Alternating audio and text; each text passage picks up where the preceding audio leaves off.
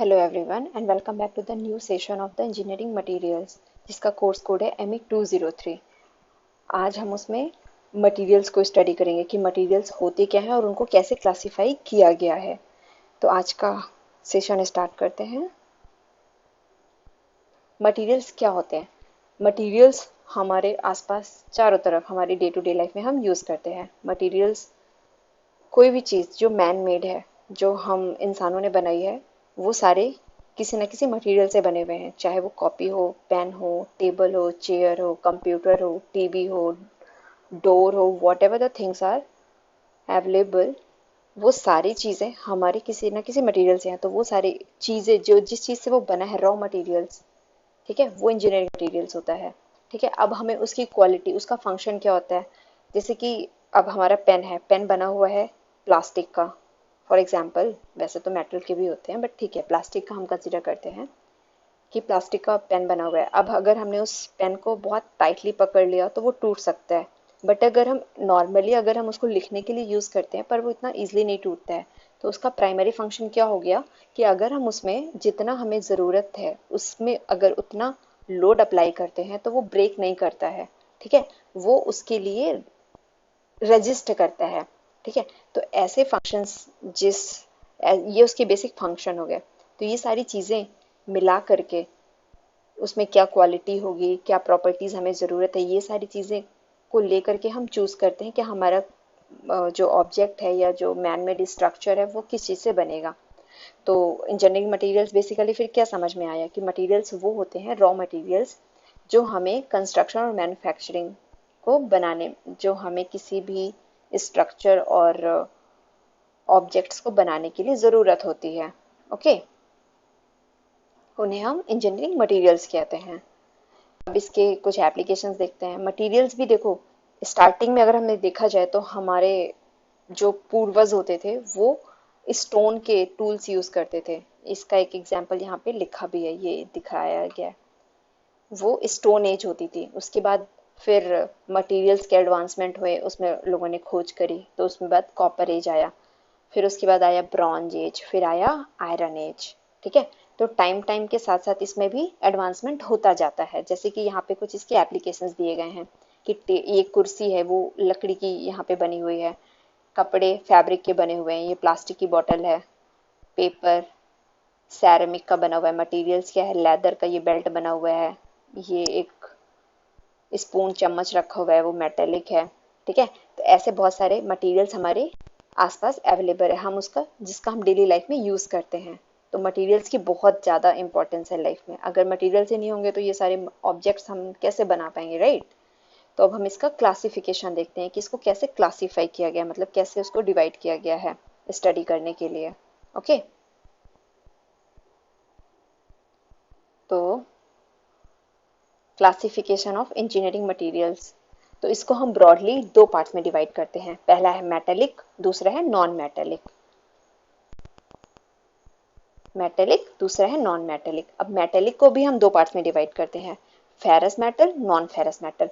Ferrous metal क्या होते हैं? जिसमें हमारा आयरन, आयरन मतलब प्रेजेंट होता है। ठीक है, आयरन है। नॉन फेरस में आयरन नहीं है। ओके, तो फेरस मटेरियल्स में स्टील आता है, कास्ट आयरन। अब आयरन जो है हमारे अर्थ में सबसे ज़्यादा मिलने वाला एलिमेंट है, सबसे सबसे अधिक मात्रा में प्रेजेंट है। तो अब इसका मतलब ये नहीं कि हम सारी चीज़ें आयरन की ही बना दें क्योंकि ये इजीली अवेलेबल है। नहीं, ऐसा नहीं कर सकते, क्योंकि इसके कुछ एडवांटेजेस हैं और कुछ इसके डिसएडवांटेजेस हैं। एडवांटेजेस हैं कि हाँ, ये इजीली अवेलेबल है, सस्ता है, हम कुछ भी बना सकते हैं। बट इसके डिसएडवांटेजेस भी हैं, जैसे कि अगर हमने इसमें अगर ये एयर के कांटेक्ट में रहता है तो इसमें रस्टिंग की प्रॉपर्टी होती, रस्टिंग हो जाता है ना, मतलब खुद को खराब करता है। डे बाय डे अगर इसको यूज करते हैं, पानी पड़ता है तो वो कोरोजन होने लग जाता है। तो रेजिस्टेंस, कोरोजन रेजिस्टेंस की प्रॉपर्टी कम होती है आयरन में। तो फिर हम क्या करते हैं कि हमें उसकी प्रॉपर्टीज को, रेजिस्टेंस, उसकी जो रस्टिंग प्रॉपर्टी को डिक्रीज करने के लिए हम उसमें क्रोमियम मिला देते हैं, जिसको हम स्टील में यूज करते हैं। स्टील में कभी रस्टिंग नहीं होती ना। क्यों नहीं होती? क्योंकि उसमें क्रोमियम मिला होता है। तो हम ऐसा क्या करते हैं कि हमें कोई भी मटेरियल से हमें जो चीज़ चाहिए उसको पाने के लिए हम उसमें किसी दूसरे एलिमेंट्स को मिला के उसकी उस प्रॉपर्टी को बढ़ा देते हैं। ताकि हम अपना जो भी ऑब्जेक्ट बनाए वो अच्छा बने और ज़्यादा रिलायबल हो, उसके फेल होने के चांसेस कम हो। तो ऐसे करके हम मटेरियल्स को मैनिपुलेट करते रहते हैं अपने हिसाब से जो हमें चाहिए होता है, राइट। अब इसी का दूसरा है नॉन फेरस। नॉन फेरस में क्या क्या है, एल्यूमिनियम है, कॉपर है, मैग्नीशियम है, ये सारे एग्जाम्पल्स हैं नॉन फेरस के। अब इसी का मेन दूसरा है category non metallic. Non metallic में क्या है, ऑर्गेनिक और इनऑर्गेनिक। ऑर्गेनिक में जैसे कि प्लास्टिक, लकड़ी, पेपर, रबड़, लेदर, पेट्रोलियम। इनऑर्गेनिक में मिनरल्स, सीमेंट, ग्लास मतलब कांच, सैरामिक्स, ग्रेफाइट, ये सारी चीजें इनऑर्गेनिक में आते हैं। तो इन सब के एप्लीकेशंस आप सबने देख रखे हैं। लकड़ी का क्या बनता है, चेयर बनती है, दरवाजे बनते हैं, बहुत सारे एप्लीकेशंस है। प्लास्टिक का आजकल कितना यूज होता है, राइट। तो ये सारे मटेरियल्स के क्लासिफिकेशन है। तो मटेरियल्स हमारी लाइफ में कितना इंपॉर्टेंट है ये आपको तो पता ही चल गया ना। अब उसके क्लासिफिकेशन से भी हमें समझ आ गया कि हमें जो सबसे ज्यादा यूज होने वाली चीजें क्या है, मेटल। मेटल की चीजें कैसी होती हैं, क्योंकि मेटल्स बहुत रफ एंड टफ होता है ना, मतलब वो जल्दी, जैसे लकड़ी है, लकड़ी लकड़ी की अपनी क्वालिटीज हैं, मेटल्स की अपनी अलग क्वालिटीज हैं। मेटल क्या होता है, भारी होता है। अब वो क्यों भारी होता है वो हम आगे पढ़ेंगे जब प्रॉपर्टीज रीड करेंगे कि मेटेलिक में कैसा स्ट्रक्चर होता है, नॉन मेटल्स में कैसा स्ट्रक्चर होता है, तो वो सारा वहां से रीड करेंगे। तो अब ये ओवरऑल आपको एक क्लासिफिकेशन समझ आ गया होगा, आई होप सो। तो अब इसके कुछ एप्लीकेशंस देखते हैं। मेटल, मेटल के एप्लीकेशंस कहाँ हैं, ये मेटल्स एल्यूमिनियम हो गया, कास्ट आयरन, कॉपर, इन सब का यूज क्या है। स्टील का, स्टील के हम बर्तन यूज करते हैं। सैरामिक, सैरामिक के एप्लीकेशंस ये हो गए, ये पॉट रखा हुआ है, सैरामिक का है। पॉलीमर, पॉलीमर मतलब ये प्लास्टिक की बॉटल्स वगैरह जिसमें oil, shampoo, all the things are comes, right. और ये प्लास्टिक की सीड्स। और ये कॉम्पोजिट क्या होता है, कॉम्पोजिट क्या होता है कि मोर देन वन मटेरियल्स को मिला करके चीजें जो बनाई जाती हैं, जैसे कि मेटल या सैरामिक को मिला लिया या तीनों को मिला करके। ये देखो इसमें यहाँ पे ये मेटल यूज हो गया, कुछ सैरामिक का पार्ट यूज कर लिया, कुछ पॉलीमर यूज कर लिया, तो कंपोजिट नाम ही है कि मोर देन वन मटेरियल्स को मिला करके चीजें जो बनाई जाती हैं उसको हम कंपोजिट कहते हैं, राइट। अब हमारी, अब इन प्रॉपर्टीज हमने मटेरियल्स को तो क्लासिफाई कर लिया। अब मटेरियल्स को क्लासिफाई करने के बाद हम कैसे उसकी ऑब्जर्व किस कैसे उसको कैटेगराइज करेंगे, मतलब उसकी कुछ प्रॉपर्टीज होंगी ना। कैसे हमें कोई चीज, हमें कब लकड़ी चाहिए, कब हमें मेटल का यूज करना है, वो सारी चीजों को कैरेक्टराइज करने के लिए हमें उनकी प्रॉपर्टीज, उनकी कुछ प्रॉपर्टीज के साथ उनको डिफरेंशिएट किया गया है। जैसे कि मैकेनिकल प्रॉपर्टीज हो गई कि एक मटेरियल्स, एक मेटल है, उसका डेंसिटी क्या है, स्ट्रेंथ क्या है, हार्डनेस क्या है, डक्टिलिटी क्या है, टफनेस कितनी है, क्रीप क्या है, फटिग रेजिस्टेंस क्या है। तो ये सारी प्रॉपर्टीज होती है, वो मैकेनिकल प्रॉपर्टीज होती हैं, ठीक है। अब जैसे कि अब हमें कोई चीज, थर्मल प्रॉपर्टीज, अब मान लो थर्मल प्रॉपर्टीज मेटल की, मेटल में थर्मल उसकी कंडक्टिविटी होती है ना, क्योंकि उसमें हीट जल्दी से ट्रांसफर हो जाती है। बट लकड़ी, वुड, वुड में थर्मल कंडक्टिविटी, लकड़ी से, लकड़ी तो थर्मल इंसुलेशन का काम करती है ना, उसमें कंडक्टिविटी कम होती है, राइट। होती है, वो बहुत नेग्लेक्जिबल अमाउंट में होती है, ओके। ऐसे ही इलेक्ट्रिकल प्रॉपर्टीज, उसकी कंडक्टिविटी क्या है, ऑप्टिकल प्रॉपर्टीज कि उसका ट्रांसमिसिविटी क्या है, कि अगर हम उसमें कोई रेज डालेंगे तो वो कैसे रिस्पॉन्स करेगा। रिएक्शन, केमिकल प्रॉपर्टीज, अगर हमारा कोई दो मटेरियल्स है उसको हम साथ में रखते हैं तो वो कैसे एक दूसरे के साथ रिएक्ट करते हैं, तो उसमें रिएक्टिविटी क्या है, कंबस्टिबिलिटी क्या है, ये सारी प्रॉपर्टीज को हम वन बाय वन रीड करेंगे।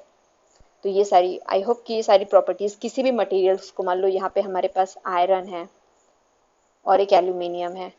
अब हमारे पास दो मेटल हो गए। अब इन दोनों मेटल्स को कैसे डिफरेंशिएट करेंगे, तो इनको डिफरेंशिएट करने के लिए, कहने को तो दोनों मेटल हैं, बट एक फेरस है और एक नॉन फेरस है।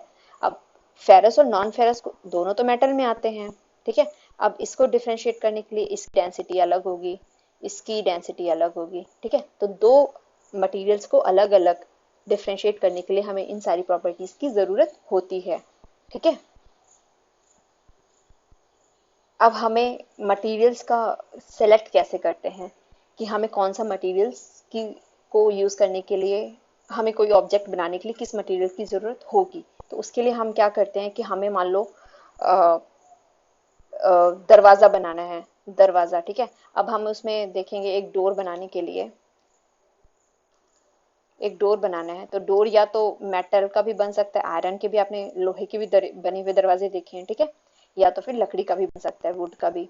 अब हमें इसमें देखना होता है कि प्रोडक्ट की रिक्वायरमेंट क्या है, कि जो हमारे पास वो कॉस्ट, अगर हम मेटल यूज करेंगे तो उसका कॉस्ट इंक्रीज कर जाएगा, वुड यूज करेंगे तो डिक्रीज, कम होगा, कंपेयर टू मेटल कम होगा, ठीक है। तो उसका प्रोडक्ट की रिक्वायरमेंट क्या है और उसको हमें कहाँ पे लगाना है, ठीक है। मेन डोर का दरवाजा है तो मोस्टली प्रेफर होगा कि मेटल का लगा लें, ठीक है, क्योंकि मेन दरवाजा है।